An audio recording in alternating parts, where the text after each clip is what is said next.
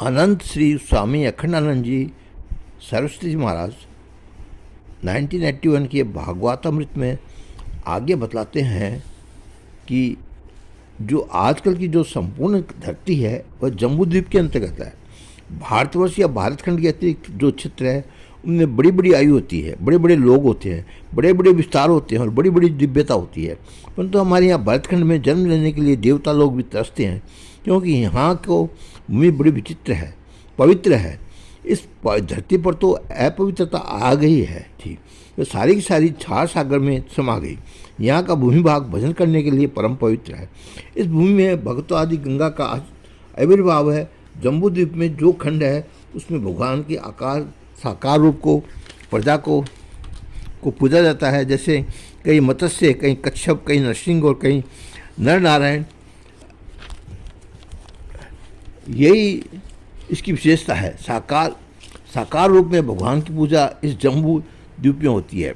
दूसरे द्वीपों में तत्वों की पूजा होती है, जैसे जैसे पृथ्वी देवी की, कहीं जल देवी की, कहीं अग्नि देवता की, कहीं वायु देवता की, कहीं आकाश देवता की। मूर्ति पूजा में आकृति की पूजा संपूर्ण धरती वाले भारतवर्ष या अन्य किसी भी वर्ष में नहीं होता।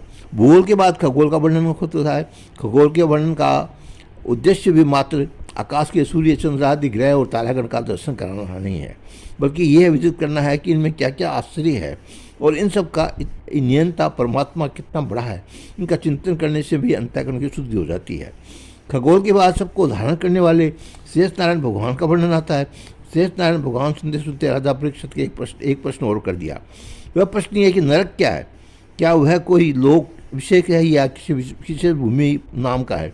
इस प्रश्न का उत्तर तो श्री सुखदेव जी महाराज ने दिया कि ध्यानपूर्वक सुनने योग्य है। उन्होंने बताया, ये नहीं बताया स्थान विशेष का नाम नरक और स्थान विशेष का नाम स्वर्ग है। केवल ये बताया कि कर्म और गुण की विचित्रता के कारण ही स्वर्ग और नरक की प्राप्ति होती है।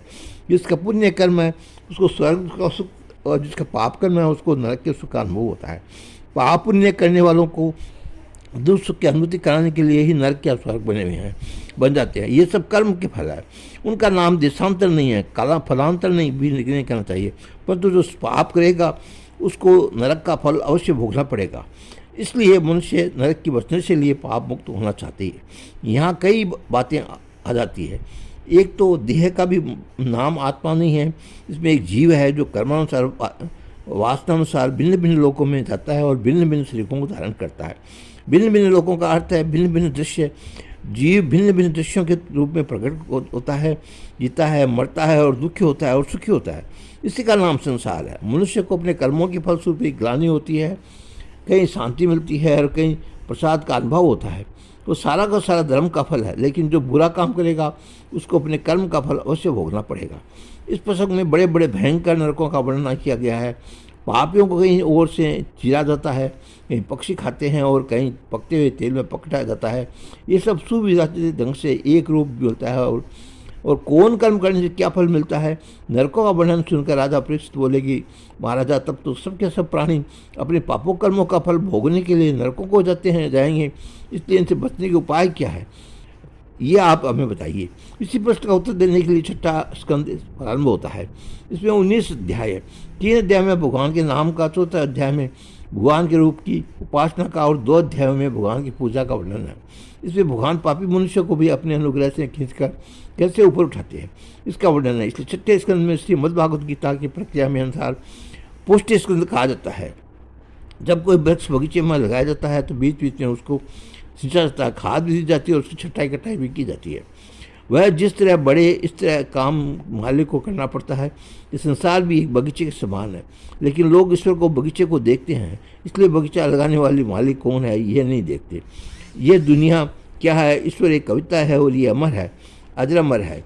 इसमें जब कभी कोई भाव सूखने लगता है तब उसके ऊपर भगवान पुष्टि मार्ग उनके अपने अनुग्रह की वर्षा करते हैं। जीव सूखता है तब वह मनुष्य अपने जीवन में लोगों को दुख को पहुंचाने वाला और हीन भावना वाला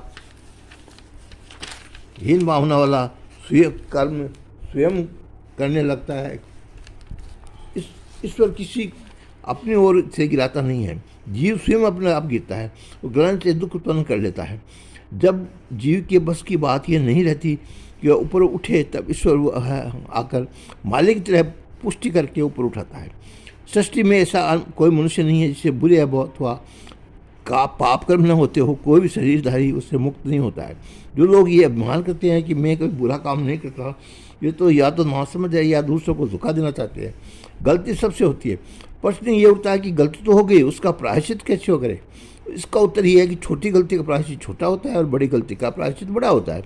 घाव तो कोई ताज़ा होता है, बिल्कुल गीला गीला और पुराना होता है। सूखा सूखा कोई बड़ा बड़ा होता है, कोई छोटा होता है। उसी को समझ उसी के अनुसार प्रायश्चित करे तो उसकी शुद्धि होती है। सारे पापों को कोई नहीं जानता।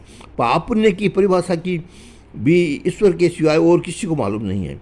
वही जानता है कि अनादिकाल में किसने क्या क्या किया है और अच्छा किया है या बुरा किया है, उसको क्या क्या फल देना है होता है। ये हम किसी पाप के पक्ष अगर उसका पश्चाताप कर लेते हैं, लेकिन बाद में वही पाप करने लगते हैं जिसका प्रायश्चित किया था। वह प्रायश्चित तो ऐसा होया जैसे हाथी को बड़े सरोवर में स्नान करके और फिर बाहर निकाल के सूंड से रास्ते में धूल उठाकर उसके ऊपर डाल दें। प्रायश्चित जो प्राय शब्द है उसका अर्थ है पाप और चित्त का अर्थ अर्थात विशोधन। लेकिन हम पाप का विशोधन कैसे करें? तपस्या करें, चंद्रायण व्रत करें, गंगा स्नान करें या जप करें? इसका उत्तर है इन सब की शरीर की तो शुद्धि हो जाएगी, किसी विशेष पाप की शुद्धि हो जाएगी। लेकिन जिस हृदय में से ये पाप निकला था उस हृदय की शुद्धि नहीं होगी। जहाँ से बार बार अधर्म की वासनाएं आती है वह हृदय शुद्ध नहीं होगा। जहाँ भी कोई नियमित दिखेगा काम वासना, क्रोध वासना, लोभ वासना आ जाएगी और वह काम अपनी करा लेगा। लेकिन काम क्रोध तो हमारे दिल में बैठे हैं, ये तीनों तरफ के द्वार हैं। लेकिन बाहर से लाई हुई किसी चीज़ से तो दिल को साफ नहीं किया जा सकता। अतः दिल को साफ करने के लिए भीतर से ही किसी चीज़ को तलाश करो।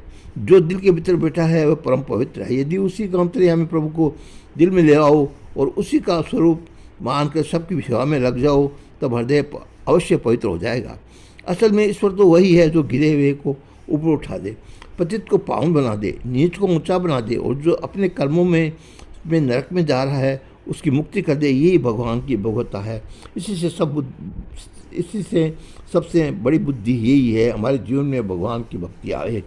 और आगे जगह स्वामी आनंद श्री स्वामी अखंडानंद जी महाराज सुनाए। तब तक के लिए जय श्री कृष्ण, जय श्री कृष्ण।